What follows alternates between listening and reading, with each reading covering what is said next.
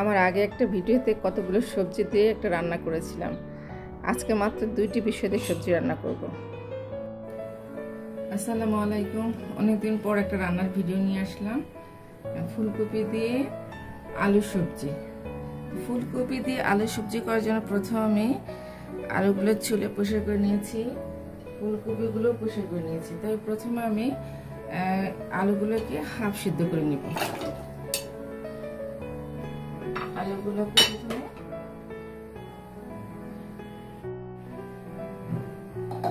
ঢেকে দেব।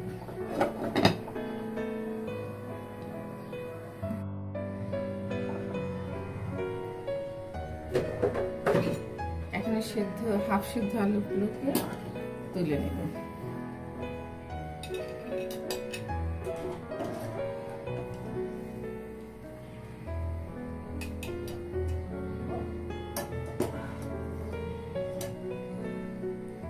শুধু আলুগুলোকে তুলে নিলাম।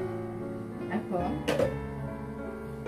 এই পানির ভিতরে পানি চেঞ্জ করবো না, যেহেতু এই দুটি দিয়ে সবজি করবো, সেজন্য পানি চেঞ্জ করবো না। এই পানিতে আমি দিয়ে দেবো এখন ধুয়ে রাখা ফুলকপিগুলো। ফুলকপিগুলো হালকা একটু ভাপ দিয়ে নিব, ঢেকে দিচ্ছি।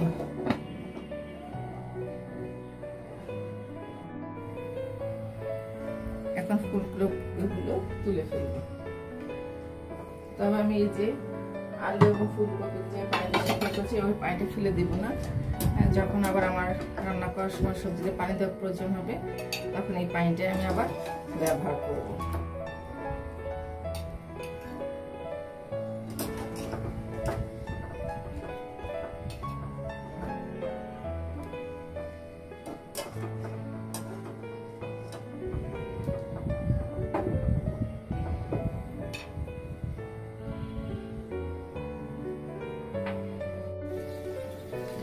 এখন তেল দিয়ে আমি এখানে সয়াবিন তেল নিয়েছি।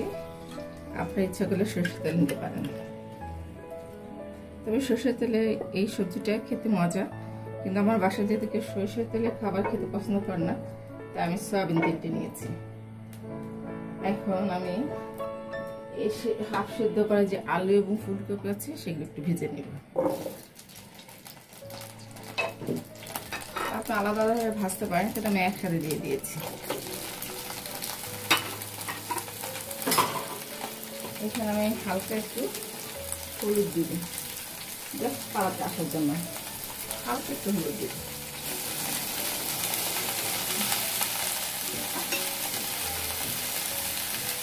দিয়ে দিচ্ছি সামান্য লবণ।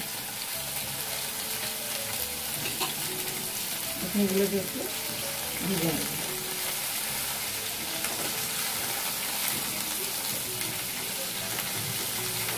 3-4 মিনিট ভেজে নেব।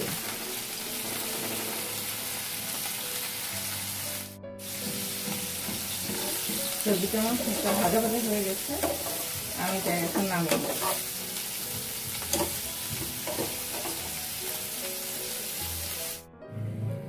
এরপর একটা প্যান বসিয়ে দিয়েছি, নিয়ে নেব সামান্য তেল। আপনি এখানে ইচ্ছে করলে সরষের তেল ব্যবহার করতে পারেন, আমি এখানে সয়াবিন তেলটি ব্যবহার করেছি। এরপর দিয়ে দেব হচ্ছে দারচিনি, কয়েকটা এলাচ।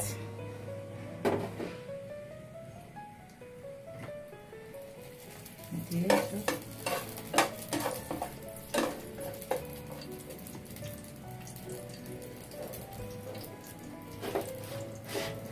এরপর দিয়ে দেব হচ্ছে হাফ কাপ পরিমাণ পেঁয়াজ কুচি।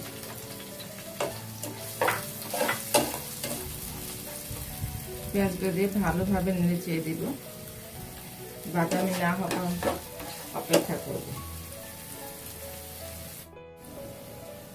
পেঁয়াজটা লাল হয়ে গেছে, এখন দিয়ে দেব হচ্ছে টমেটো কুচি।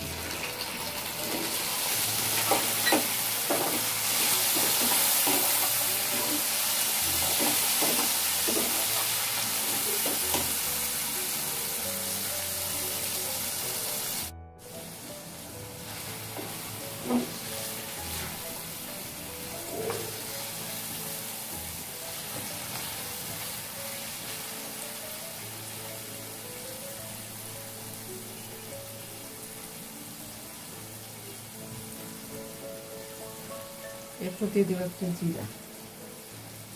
জিরা দিলে ঘ্রাণটা একটু ভালো আসবে।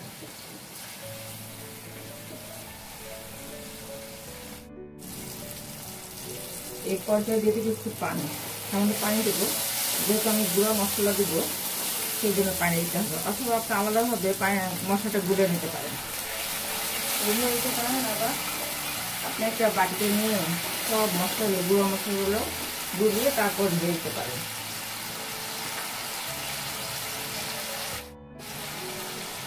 দিয়ে দিচ্ছি হাফ চা চামচ হলুদ মরিচের গুঁড়া,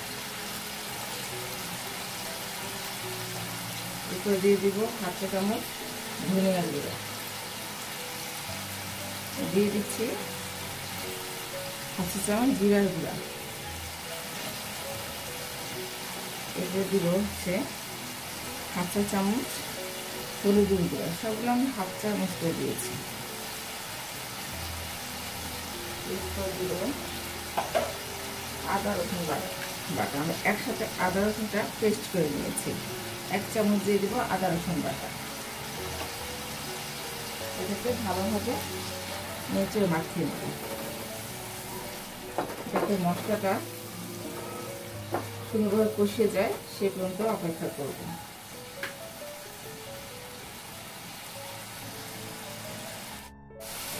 এরপর দিয়ে দেবো আমি 1 চামচ কাজু আর পেস্তা বাটা। দেখুন আমার পানিটা শুকিয়ে গেছে। এরপর এখন আমি দিয়ে দেবো সরষের তেল।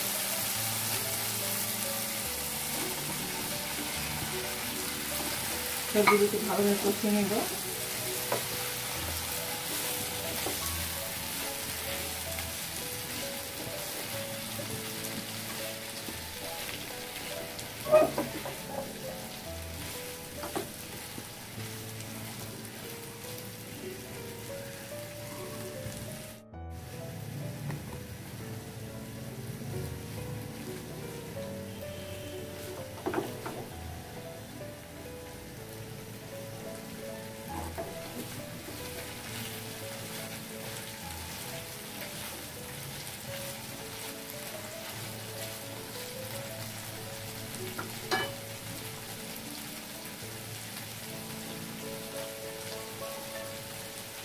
পরিমাণ মতো লবণ দিয়ে দেবো।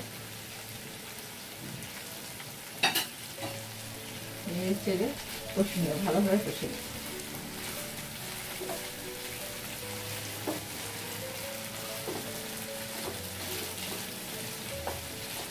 যে কোনো তরকারি বা সবজি কষানোর পরে অনেকটা টেস্ট ইমপ্রুভ করে।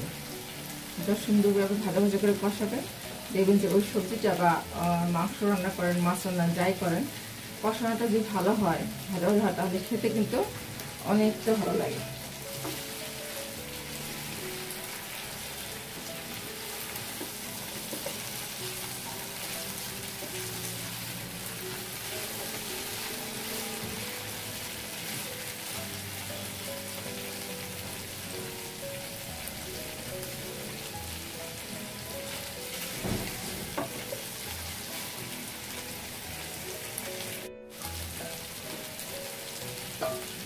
সেটি সেদ্ধ করেছিলাম ফুলকপি, আমি সে পানিটা যখন দিয়ে দিব।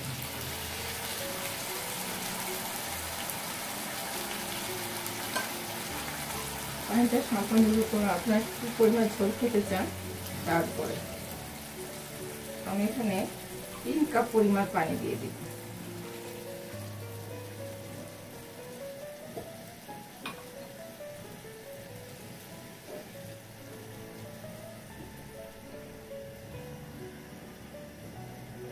এখন এটাকে আমি একটু ঢেকে রাখবো, 3-4 মিনিট সেদ্ধ হওয়ার জন্য ঢেকে রাখবো।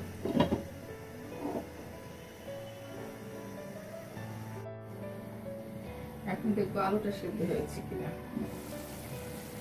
প্রায় মাখামাখা হয়ে আসছে, শুধু আলুটা একটু সেদ্ধ হচ্ছে, আর একটু লাগবে, আর একটু সেদ্ধ হবে।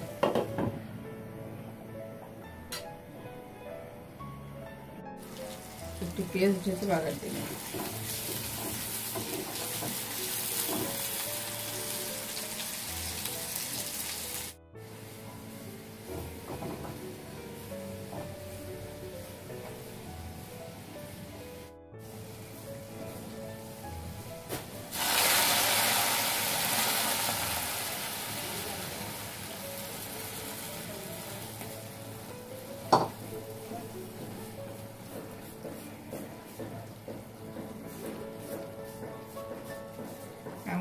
প্রায় শেষ পর্যায়ে। এখন দিয়ে দিব ধনিয়া পাতা।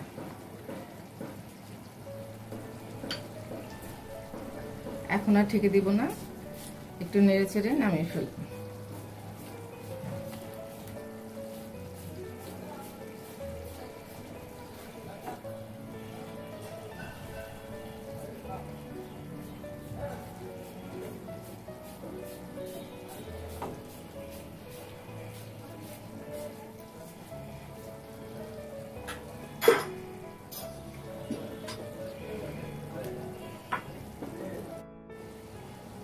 হয়ে গেল আমার আলু ফুলকপি দিয়ে সবজি রান্না।